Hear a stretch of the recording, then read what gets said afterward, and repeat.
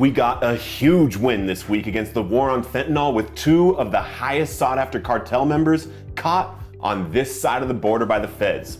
If you haven't yet, subscribe to our YouTube channel to stay up with addiction and recovery news and tips.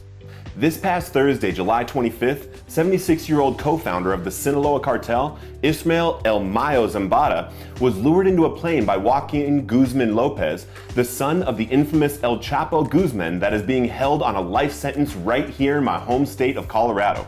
According to sources from CNN, Guzman Lopez had Zambada board the plane under the assumption that they were going to look at a piece of land in Mexico to purchase.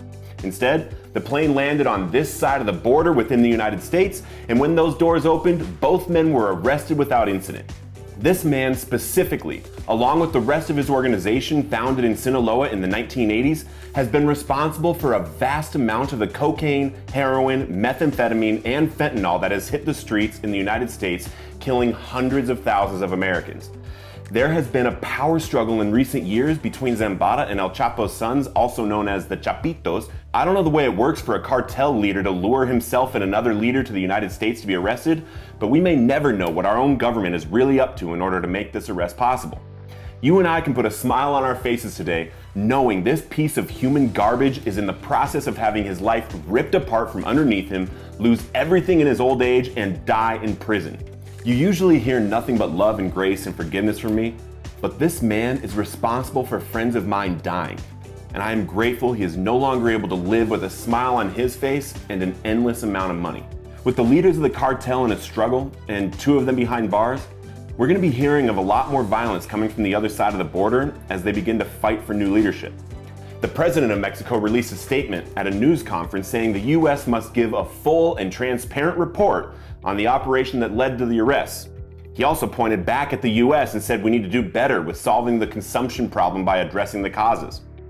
Although I agree with us needing to help our population more and us in recovery needing to stand up and help prevention efforts here in the U.S., I point a different finger back at anyone who hides, partners with, or defends an organization that traffics drugs meant to addict us and traffics people and even children for sex slavery. We need to stand up in the US and help people get off this crap killing so many of us, and the war on drugs in America needs to stop being against our own citizens for using these drugs, but be directed at the real perpetrators bringing the drugs here. Yeah, I said it. This is a big win, but we should be doing more against this organization, and a life to the age of 76 before anything happening to this sick and evil individual is not enough for me to say we are winning. Remember, this man also tortures and murders families for his organization to instill fear in people. I say this is our real enemy, and I hope the US continues these operations and even ramps it up in the coming years with some more force. I, for one, am sick of losing people to overdoses on these drugs from the southern border. So, until next time, my friends, help someone recover and get a message to a kid that might stop them from starting using while you keep living recovered on purpose. If you want to hear more about 12-step work, click right here. Or if you want some positive affirmations for addicts in recovery, click right here.